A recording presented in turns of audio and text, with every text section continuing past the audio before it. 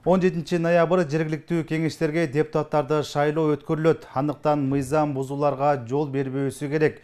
Бул максатта улуттук коопсуздук мамлекеттик кызматынын Талас облустук башкармалыгы жана Талас шаардык мэриясы тарабынан мамлекеттик муниципалдык ишканалардын кызматкерлерине атайын жыйын өткөрүлдү.